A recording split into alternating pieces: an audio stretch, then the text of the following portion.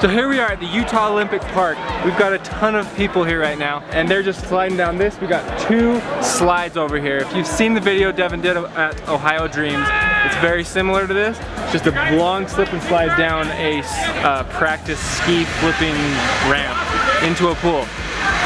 And this is where they're launching the biggest one, and then they've got a small one over there, and we're just going around getting as much as we can of people flipping, getting hurt. And the most difficult thing is there's so many people, it's an event, so we're working around other people, which is hard. We've got our athletes here with us, and they're almost up, so once they go, we know they're gonna get crazy. So we're kind of waiting for them, but at the same time getting as many flops as we can. So let's see what else we can get.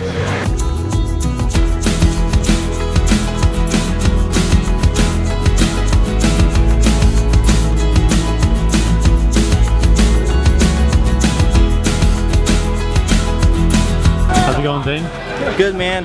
Just living the dream, like Devin always says. We did some crazy jumps off the ski ramps here. Probably caught a good 30-40 feet of air. It was nuts. We've got problems already. Devin says this never happens to him, and I don't believe it. It's super hot out here, and so this camera will overheat. It'll go above 80 degrees, and when it does that, you push record, it stops itself immediately just to keep from overheating. I have to go in and manually adjust the fans on the camera, which runs the battery a little quicker, but it doesn't overheat, so we can at least record stuff.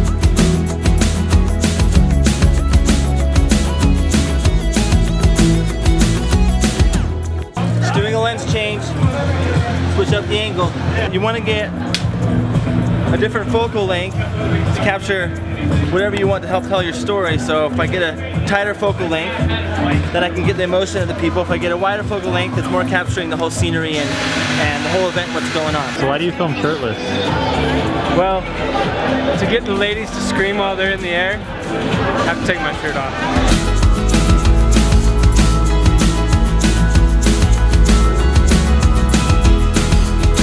Like I said, this is an event, which means there's a million people here. There's people everywhere. I wouldn't be surprised if that line to get up there takes 3 hours to get to the top. So our athletes are just kind of hanging out. They're riding a bull right now. So we're gonna go do some zip lining. I think there's Zorb soccer. And then once we get those, we're gonna come back and get some more of this. Hopefully it winds down just a little bit. And then we can get our athletes to get involved. And pretty much we're gonna try to shoot this entire video that last hour when no one else but our athletes are around, so we can get the best tricks. We can get our drone now. It'll be way more fun, but right now we're just kind of getting pieces.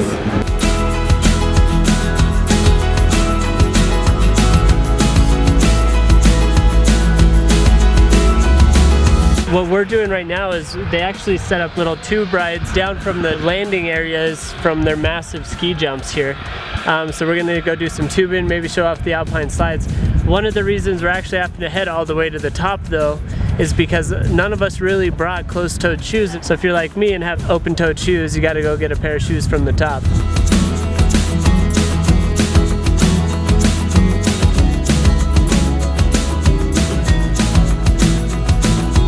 These guys are hooking us up here at the Olympic Park, and they've let us go down with 4 people. So I brought the red, put it in my one hand, kind of selfie style, and as we were going down, I had no idea how fast you get going, but the screen's so big that it starts pulling the camera back out of my hand.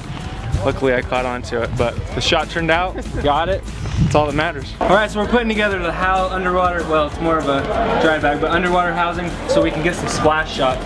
We're running out of time because the sun's going down and there's still a huge line. We're working around it the best we can, and we are going to get some underwater shots of people going in until the line gives up, and then we can get the drone out, but the light's gonna suck.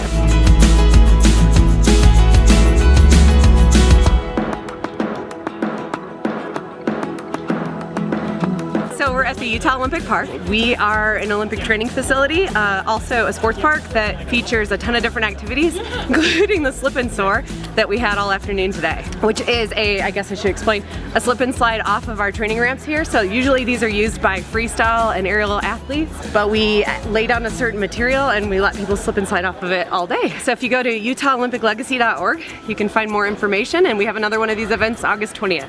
It's a heck of a time. I definitely would encourage anybody to come out and try the ramps. experience. That's a wrap on our slip and slide at the Utah Olympic Park, and it was super fun. We had a blast. The problem was it was an event. I mean, it's not a problem. We had 1 million people here that paid to come and play. We were trying to shoot a video.